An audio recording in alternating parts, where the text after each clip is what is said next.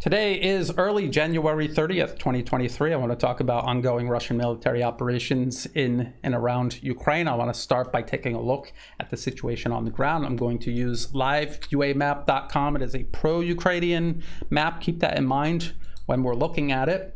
If we zoom in, the situation in Kherson is stable because Russia's western flank is protected by the Dnieper River. It's a formidable natural defense line across Zaporozhye. There's fighting reported in the direction toward Vugladar, and this pro-Ukrainian map actually admits that Russia has made progress right to the edge of Vugladar.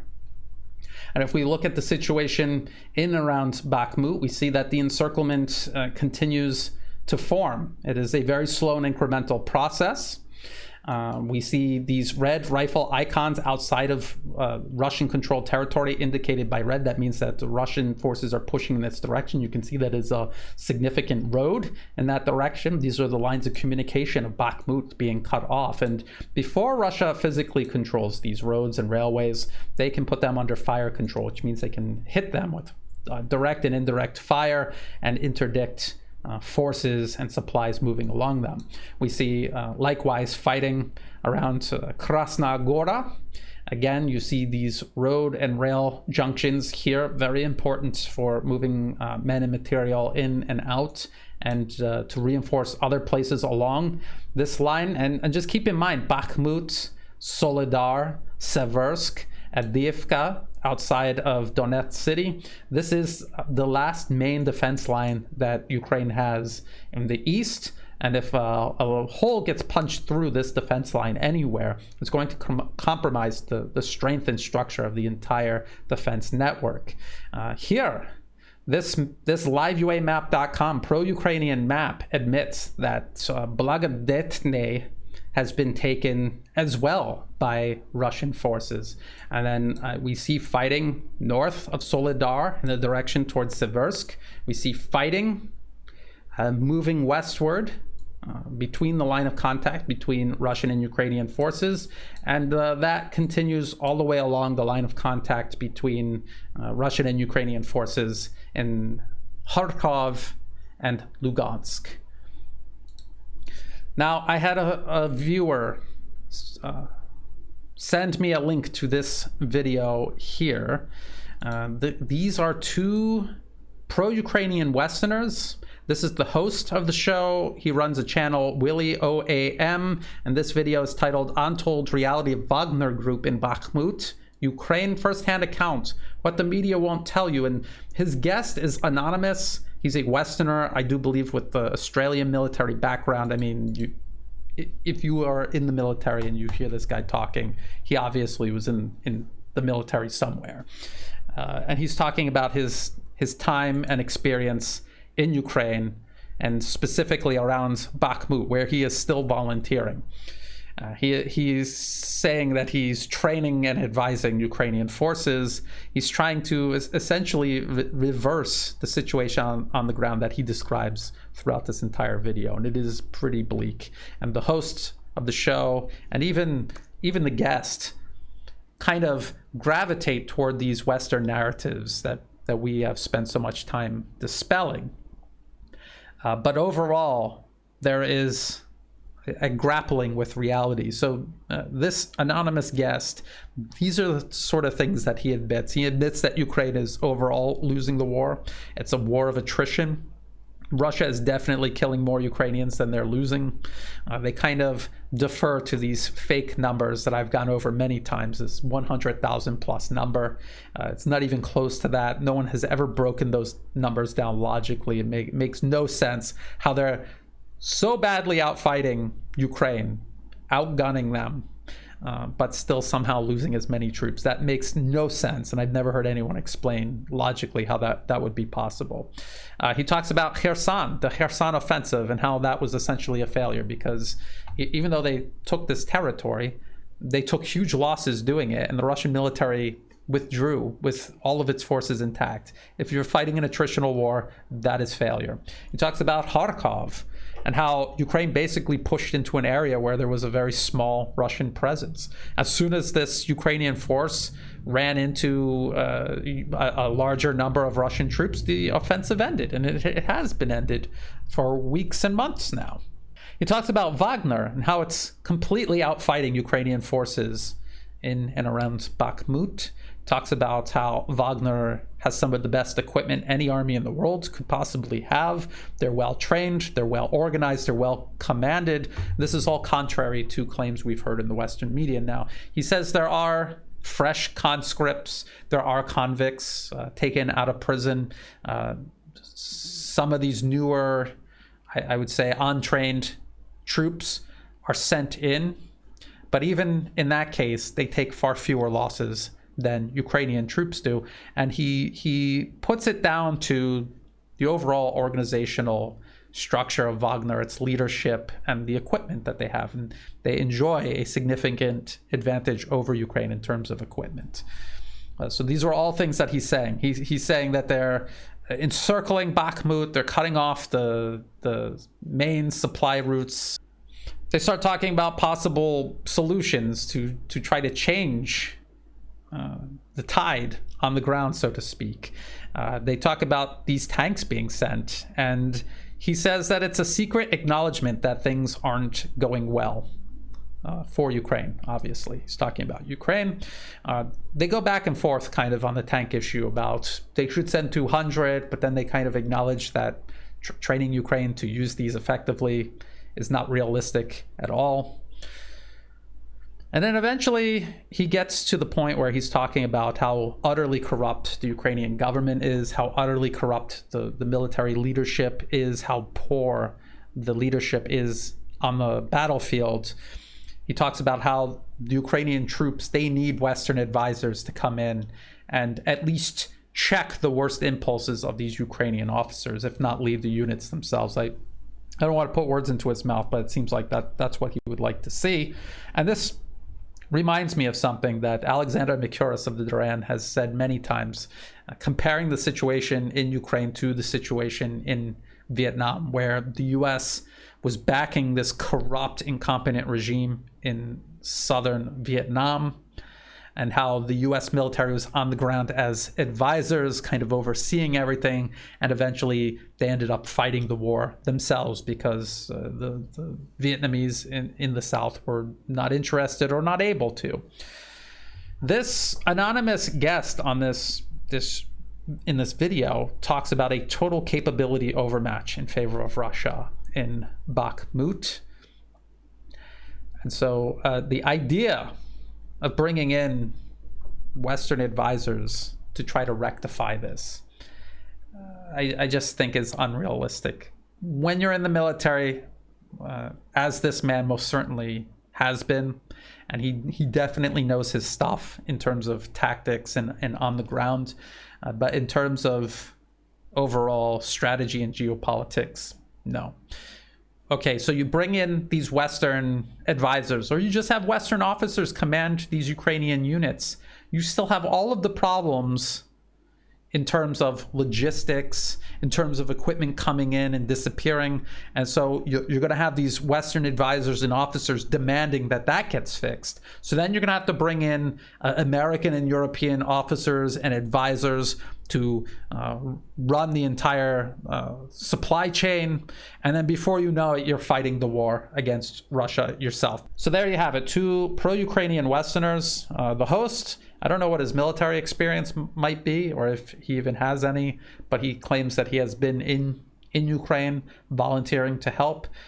The guest obviously had military experience and is in Ukraine giving military advice and providing military training. And they are saying how bleak the situation is in Ukraine overall and around Bakhmut specifically. So let's talk about these tanks. We're hearing about tanks. We're hearing a lot of talk like we said we weren't going to send tanks. Now we're sending tanks. We said we weren't going to send ATACMS. We probably will. We'll probably also send warplanes. They'll probably send everything, but ultimately it doesn't matter. So why are they talking about this? If it's going to take years for an army under the most ideal conditions to incorporate all of this equipment into their military, train personnel to use it effectively on the battlefield, Ukraine cannot do this in the middle of a war. It is impossible. So why are they doing this? We see articles like this from CNN. Ukraine's new tanks won't be the instant game changer some expect. We see this from the New York Times.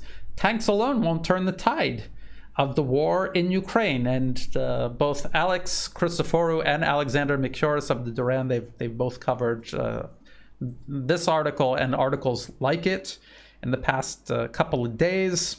So why are we sending these weapons? Why are we talking about tanks and ATACMS and even warplanes that have no possibility of realistically helping Ukraine in any way? Number one, it is for a lack of a better alternative. They don't know what else to do. Their only other alternative is to just leave Ukrainian soldiers on the battlefield with small arms and no support. Number two, I'm starting to see evidence that seems to suggest that the US is just trying to bluff Russia. They understand the situation that they're in, and they feel that if they just commit as many weapons as possible, as much support as possible to Ukraine, they can force Moscow to kind of question their confidence regarding their own plans in terms of Ukraine and the outcome of this conflict. Now, I want to go to this. This is the RAND Corporation extending Russia. This is from 2019. I've talked about this many times before. I want to point out things that it has said. It says, this report examines Russia's economic, political, and military vulnerabilities and anxieties. It then analyzes potential policy options to exploit them ideologically, economically, geopolitically, and militarily, including air and space, maritime, land, and multi-domain options. So essentially, how can we threaten Russia and force them to react in a way that overextends them militarily, economically, politically, across all of these domains? And then they talk about these measures that they will use to do this. And listen to each measure, and surely you will realize that the US has been doing all of this before, during, and after this report was written. Measure one, these are economic measures. Measure one, hinder petroleum exports. Measure two, reduce natural gas exports and hinder pipeline expansion. So, I mean, the US literally blew up the Nord Stream pipelines. That's how far they've gone to implement measure number two.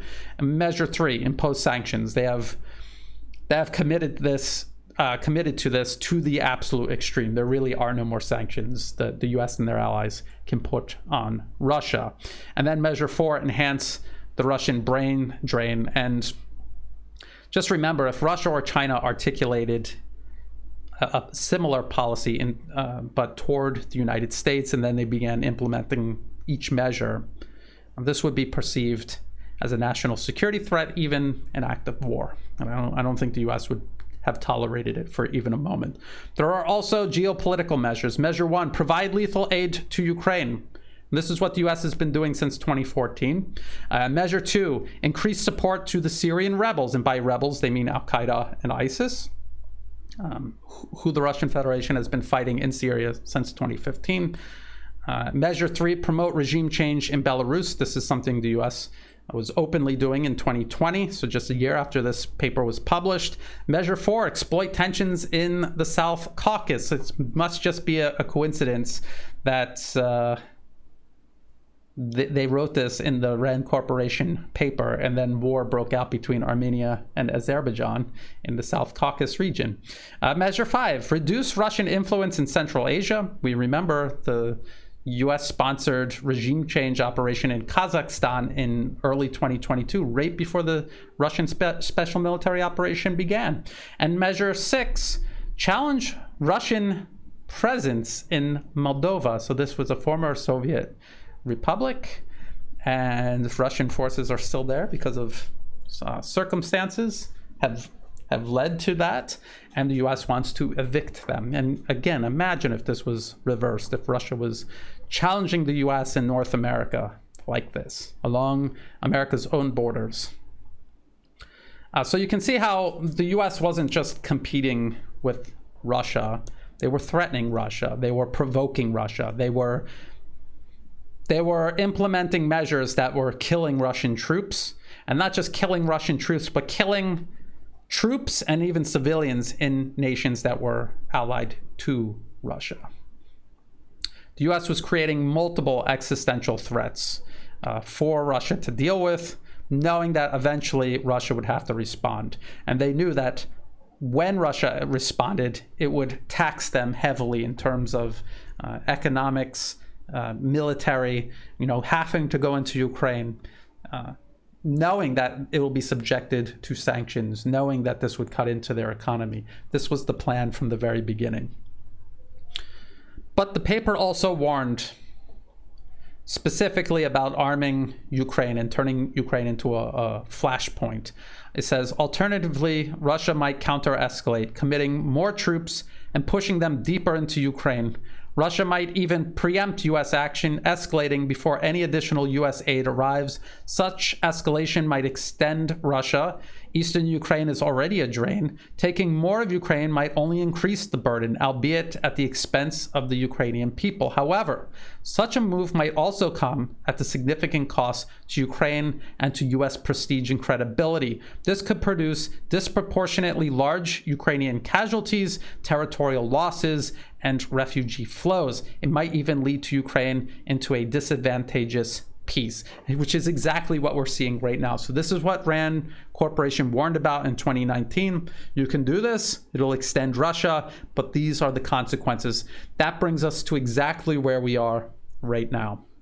And now we see the US and their allies trying to do everything within their power to mitigate the impact of this fallout that they were warned about back in 2019. So now we come to this new RAND Corporation paper, 2023, Avoiding a Long War, U.S. Policy and the Trajectory of the Russia-Ukraine Conflict. Now, the Duran, both Alex Christoforou and Alexander Micuris went over this paper extensively. I will put the links to their videos in the video description below. But I just want to add a few things here. It says, a protracted conflict, as perverse as it might seem, has some potential upsides for the United States. While the war continues, Russian forces will remain preoccupied with Ukraine and thus not have the bandwidth to menace others. A longer war would further degrade the Russian military and weaken the Russian economy. Alexander Micuris has pointed out that from his perspective, and I think many people objectively looking at this, they don't see it that way. It also says it will take years, perhaps even decades, for the Russian military and economy to recover from the damage already incurred. Again, based on what facts? But if you're listening to all of these benefits, these all dovetail perfectly with the previous 2019 RAND Corporation paper. All of the things they said they wanted to achieve, this conflict now allows them to achieve a lot of these objectives. It also says a long war would also maintain pressure on European governments to continue to reduce energy dependence on Russia and spend more on their defense, possibly lessening the US defense burden in Europe over the long run. The longer this goes on, the more pressure the West puts on Russia over this conflict, the easier it is to force European countries to cut off any sort of imports in terms of energy from Russia. So where are they buying it from? The United States. When they have to increase defense spending, who are they buying weapons from? The United States. These are the corporations, big oil and the arms industry, that fund RAND Corporation's policy recommendations. Just keep that in mind.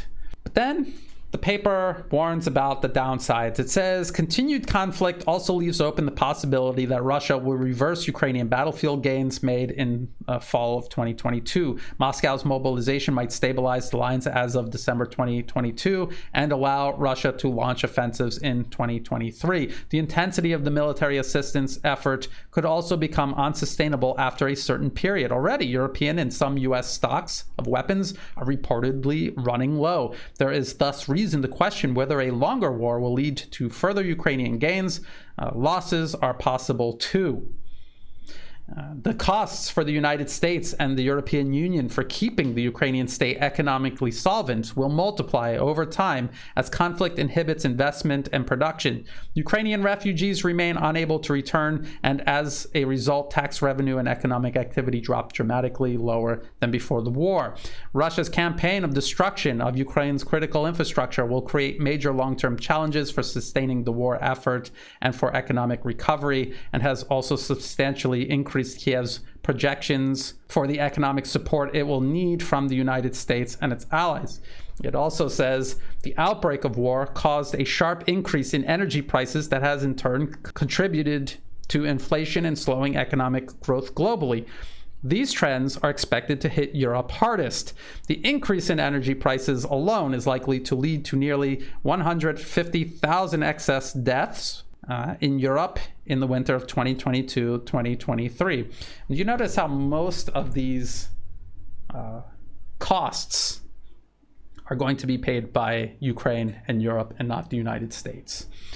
And some people might ask, why is Europe going along with this then? Because just like the US has captured Ukraine politically and installed a client regime in Kiev that answers to Washington, they have also done this all across Europe, in the individual governments of European countries and across the entire bureaucracy of the European Union.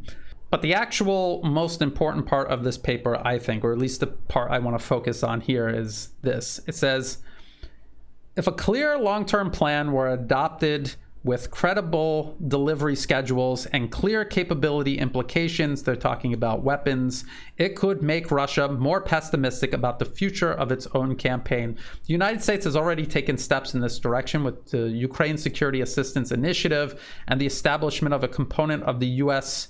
European command dedicated to the Ukraine assistance effort. But arms deliveries have not yet become regular, nor is there a transparent long-term plan. Western assistance continues to be calibrated in response to Russian actions, and thus Ukraine's future capabilities are uncertain.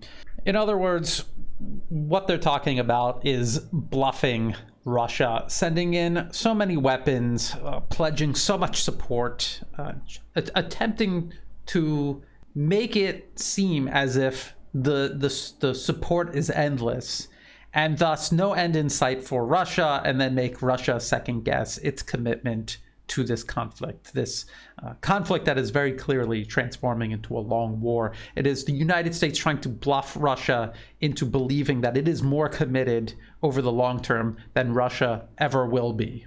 The one really great thing, though, about this bluff, whether it works or not, this means a huge windfall for all of the sponsors that fund everything that the RAND Corporation does, these arms manufacturers in particular. And this kind of reminds me of Afghanistan. And if you read all of the programs the U.S. was investing in terms of Afghanistan, you would have thought for sure Afghanistan would eventually be transformed into like the 51st state of the United States. That was how extensive these programs were. But the problem was these contractors didn't actually care about implementing any of these programs, any of these projects. They just wanted their money and they wanted to go home and spend it. And the same goes for Ukraine. They have no interest in building up Ukraine. They want to make their money and then they want to go home. They don't care if the project works or not. We go back to that video where you had these two pro-Ukrainian Westerners complaining about all, if you watch that whole interview, they talk about all of these aid groups getting millions of dollars of donations and how they go into Ukraine and they're very obviously pocketing the vast majority of that money, and they're giving these token amounts of equipment to Ukrainians that makes absolutely no difference at all on the battlefield. They are their own worst enemy.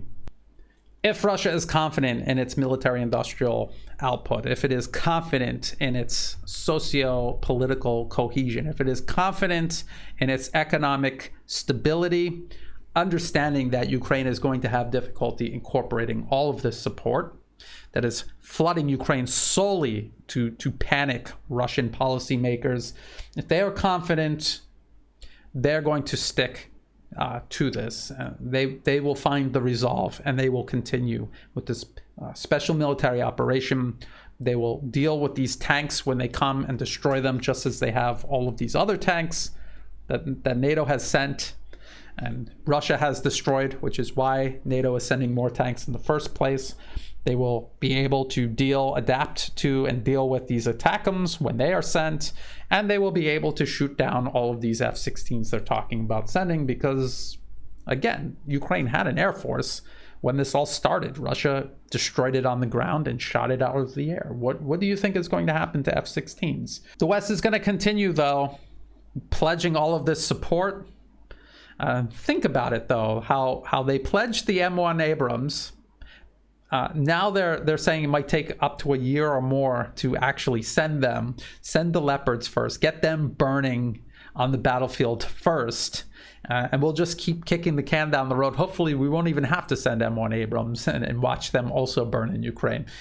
You can almost see how artificial this commitment is to Ukraine, and you could almost sense the bluff that they're trying to use against Russia. So we'll just have to keep an eye on this. I mean, this is a working theory. As more evidence emerges, we'll have to come back and re-examine this. What is the Rand Corporation, these policymakers, what are they really up to? What is Washington really up to? But at the end of the day, we're hearing from people on the ground, pro-Ukrainian Westerners, about how bleak the situation is for Ukraine. They are skeptical that tanks are going to make any difference. We have generals, US generals with experience commanding tank units, saying how unrealistic it is to send these tanks and how unrealistic it is to expect any difference. We have articles from across the Western media skeptical about the game-changing ability of these tanks. And just remember, we were already told that the HIMARS and the M777 changed the game. Why do we need to change the game again? Because this process of sending Ukraine equipment they're unfamiliar with does not work. It didn't work with the HIMARS and the M777s. It's not going to work with tanks, ATACMS, and F-16s. That does it for this video. If you thought it was useful, please like and share. Think about subscribing. It's free to do. It helps the channel grow. Check the video description below for other places you can find and follow my work, as well as for all of the links that I referenced while making this video, including that interview between those two pro-Ukrainian Westerners. Also in the video description below are ways you can help support my work. I don't monetize my YouTube channel. If you ever see ads pop up on YouTube, please feel free to skip or block them. They don't help me out at all. If you do want to support my work, please do so through Buy Me a Coffee and through Patreon. To everyone who has been helping out, thank you so much. That is what allows me to do this work. And even if you're just helping share my work with others, I greatly appreciate that. And as always, thank you for watching.